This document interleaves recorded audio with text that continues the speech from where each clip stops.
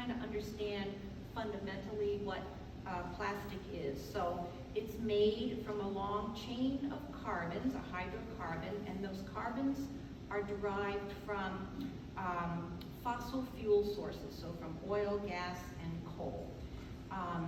The hydrocarbons are refined, but that just reduces it all to a big gloppy mess, and you wouldn't have anything resembling plastic unless you added hundreds and hundreds and hundreds of petrochemical additives to that mix.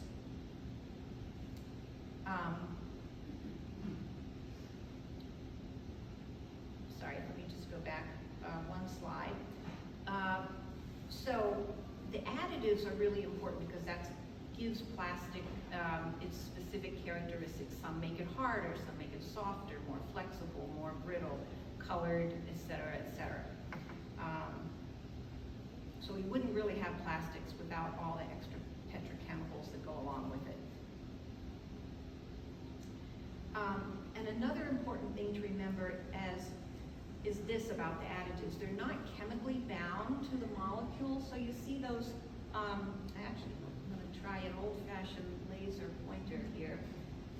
These are carbon atoms bound in the polymer. Those are very strong bonds, but notice that the additives just sort of sit within the matrix of the molecule. So with heat and agitation, those additives can actually easily leave that molecule. Any discussion of plastics and health would really be incomplete if we didn't at least acknowledge that the plastic production process itself is a really dirty, highly intensive production, and it produces an awful lot of greenhouse gases.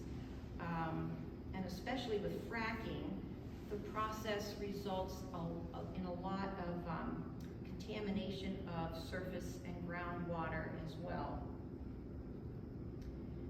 And plastics is, as I said, quite a significant source of greenhouse gases, and if the plastic industry were imagined as a country, it would actually be the 5th largest producer of CO2 equivalent emissions globally.